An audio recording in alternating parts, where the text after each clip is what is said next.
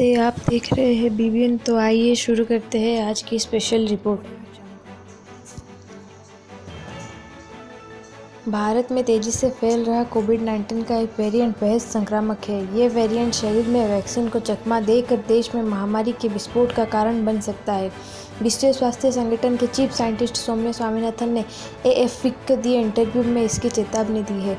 उन्होंने कहा कि भारत में आज हम महामारी के जिन पहलुओं को देख रहे हैं वो संकेत दे रहे हैं कि वह बड़ी तेजी से फैलने वाला वेरिएंट है।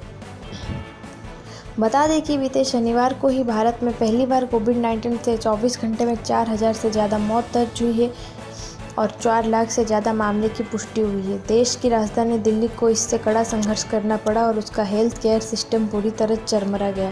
कई विशेषज्ञों का संदेह है कि इसी दौरान हुई अधिकारियों का मौत मामले कम बताए जा रहे हैं, इनकी संख्या ज़्यादा भी हो सकती है। क्लिनिकल साइंटिस्ट स्वामीनाथन कहते हैं, पिछले साल अक्टूबर में पहली बार भारत में डिटेक्ट हुआ कोविड-19 का B.1.617 वेरिएंट स्पष्ट रूप से भारत में तबाही का प्रमुख कारक था। उन्होंने जोर देते हुए कहा कि ये भारत में फैल रहे वेरिएंट में सबसे तेज से फैलने वाला वेरिएंट हो सकता है। WHO ने इसे हाल ही में वेरिएंट ऑफ स्टेट का रूप में लिस्टेड किया है, जो वायरस की कई उपप्रजातियों और विभिन्न प्रकार के म्यूटेशन और उसकी विशेषताओं को गिनती करता है। स्वामीनाथन ने कहा कि ये संकेत है कि ये वेरिएंट अपने मूल रूप से कई ज़्यादा जानलेवा और संक्रामक है, यहाँ तक कि ये वेरिएंट शरीर में वैक्सीन प्रोटेक्शन को भी चकमा दे सकता है। अमेरिका और ब्रिटेन समेत कई नेशनल हेल्थ अथॉरिटीज़ ने B.1.617 वेरिएंट को लेकर चिंता जाहिर की है। स्वामीनाथन को उम्मीद है कि WHO जल्द ही इस पर काम करेगा। उन्होंने कहा कि B.1.617 वेरिएंट चिंताजनक हो सकता है क्योंकि इसमें कुछ म्यूटेशन ऐसे हैं जो ट्रांसमिशन को बढ़ाते हैं और वैक्सीन या नेचुरल इन्फेक्शन से उत्पन्न होने वाले एंटीबॉडी को बनने से रोकते हैं। हालांकि स्वामीनाथन ने यह भी कहा है, भारत में तेजी से बढ़ने वाले मामलों और मौत के लिए अकेले इस वेरिएंट को दोषी नहीं ठहराया जा सकता। उन्होंने कहा कि बड़े पैमाने पर लोगों की भीड़ इकट्ठा होने पर भी यह हालत बदतर हुई है।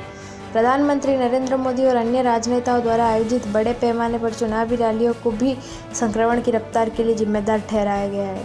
स्वामीनाथन ने कहा कि जब भारत में लोगों को लगा कि ये कोरोना वायरस का संकट अब खत्म हो चुका है तो उन्होंने मास्क और बचाव के अन्य तरीकों को त्याग दिया, लेकिन उस वक्त भी वायरस खामोशी के साथ फैलता रहा। कोरोना वायरस के संक्रमण से बचने के लिए देश भर में वैक्सीनेशन प्रोग्राम चलाया जा रहा है, लेकिन इस पर स्वामीनाथन ने चेतावनी देते हुए कहा कि इस खतरे को अकेले वैक्सीन के दम पर रोकना असंभव है।